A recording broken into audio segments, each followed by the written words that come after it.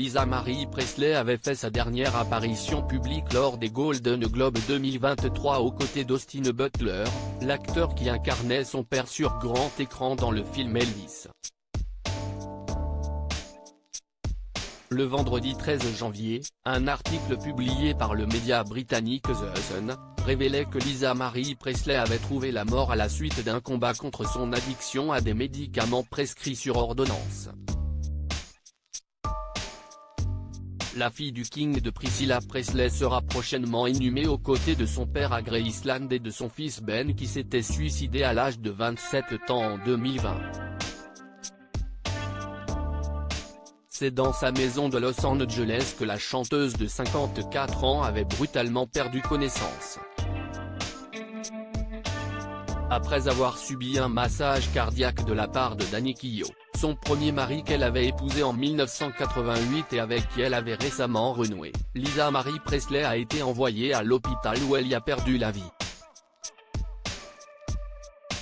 C'est sa mère Priscilla, maintenant âgée de 77 ans qui en avait fait l'annonce. C'est avec le cœur lourd que je dois partager la nouvelle dévastatrice que ma belle-fille Lisa Marie nous a laissée. Avant de poursuivre, c'était la femme la plus passionnée, la plus forte et la plus aimante que j'ai jamais connue.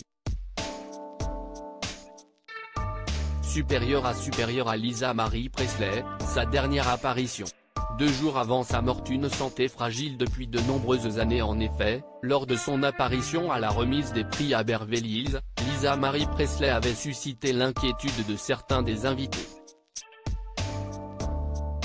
Toujours selon The Sun, la chanteuse avait déjà suivi un traitement en cure de désintoxication concernant des dépendances à l'alcool et aux drogues.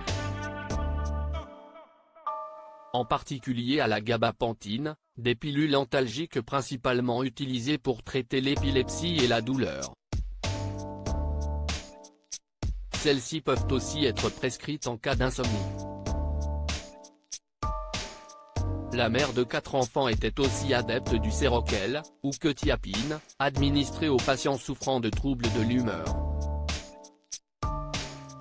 Elle était aussi de plus en plus attirée par l'inhalation de gaz chirurgicaux, utilisés dans les cliniques pour également soulager la souffrance.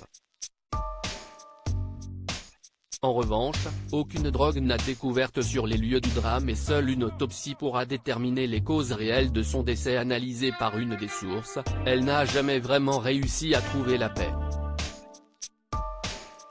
Il semblait toujours y avoir quelque chose qui lui provoquait du stress et de la douleur, même si perdre Ben était le pire de tous, avait-elle ajouté dans les pages du Sun. Article écrit en collaboration avec 6 médias Crédit Photo, HF Pavia The Groby Group.